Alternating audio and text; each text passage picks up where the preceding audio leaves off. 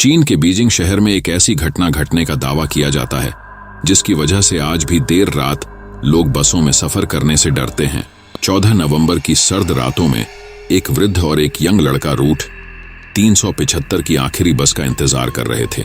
दोनों के बीच नॉर्मल बातचीत चल रही थी। ठंड की वजह से सड़क सुनसान हो चली थी और हल्के कोहरे से ढक गई थी। ठीक 11 बजते ही उस रूट की आखिरी बस नजर आती है। बस स्टॉप पर बस रुकते ही वृद्ध और लड़का बस में चढ़ जाते हैं। बस पूरी तरह खाली होती है। उसमें ड्राइवर और एक लेडी कंडक्टर के अलावा कोई नहीं होता। लड़का आगे ड्राइवर की सीट की ओर बैठ जाता है और वृद्ध बीच की ओर बैठ जाता है। बस अगले स्टॉप की ओर चल पड़ती है। बस कुछ दूर बढ़ती है कि बस अचानक रुकती है। पीछे की ओर बैठे हुए वृद्ध को 3 लोगों की परछाई खिड़की से नजर आती है। 3 लोग बस पर चढ़ जाते हैं।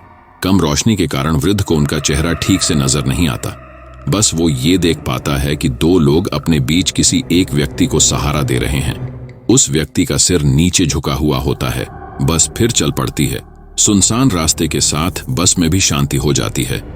बस चलती रहती है कि वृद्ध पीछे से उठकर आगे बैठे हुए नौजवान से बहस करने लगता है। ये वही लड़का था जो उसके साथ स्टॉप पर खड़ा था। वृद्ध की बदतमीजी से लड़का तिलमिला उठता है और बात हाथापाई तक आ जाती है। गुस्से में ड्राइवर बस रोककर दोनों को नीचे सुनसान में उतार कर चला जाता है। दोनों को उतारने के बाद वृद्ध वापस शांत हो जाता है।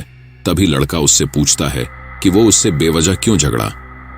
तो वृद्ध उसका हाथ पकड़कर कहता है कि बेटा, मैं झगड़ा नहीं हूं, मैंने तुम्हारी जान बचाई है। लड़का समझ नहीं पाता वो क्या कह रहा है। वृद्ध कहता है कि तुमने जिन 3 लोगों को बस चढ़ते देखा था उनके पैर ही नहीं थे, उनका शरीर हवा में तैर रहा था।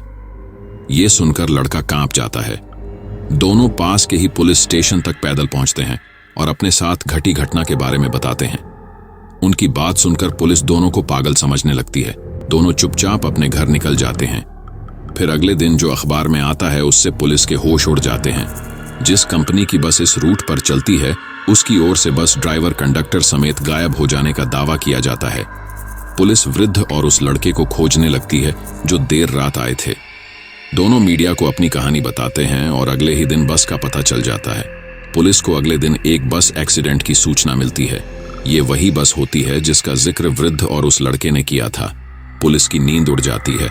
बस को पानी से निकाला जाता है तो खौफनाक दृश्य सामने आते हैं। उसमें से ड्राइवर और कंडक्टर की लाशें मिलती हैं। इसके अलावा 3 बुरी तरह सड़ी हुई लाशें निकलती हैं। साइंटिफिक टीम भौंचक्की रह जाती है। उनके मुताबिक 48 घंटे के समय में कोई लाश इतनी बुरी तरह खराब नहीं हो सकती, जबकि ड्राइवर और कंडक्टर लाशें ठीक स्थिति में थीं। इससे इस बात को बल मिलता है कि वो 3 शरीर क्या सचमुच प्रेत आत्माएं थीं। इतना ही नहीं, दावा ये भी किया जाता है कि जब पुलिस ने बस की जांच की तो उसके फ्यूल टैंक में डीजल की जगह खून भरा हुआ मिला। ये देख पुलिस विभाग भी परेशानी में पड़ गया। उन्हें भी लगने लगा कि उस वृद्ध और लड़के ने जो कहानी सुनाई थी वो सही थी। सबसे खौफनाक बात ये थी कि बस आखिरी स्टॉप से 100 किलोमीटर आगे जिंगशान शहर के पास एक नदी में मिली थी, जबकि रिपोर्ट्स के मुताबिक बस में इतना डीजल था ही नहीं कि वो 100 किलोमीटर का सफर तय कर सके।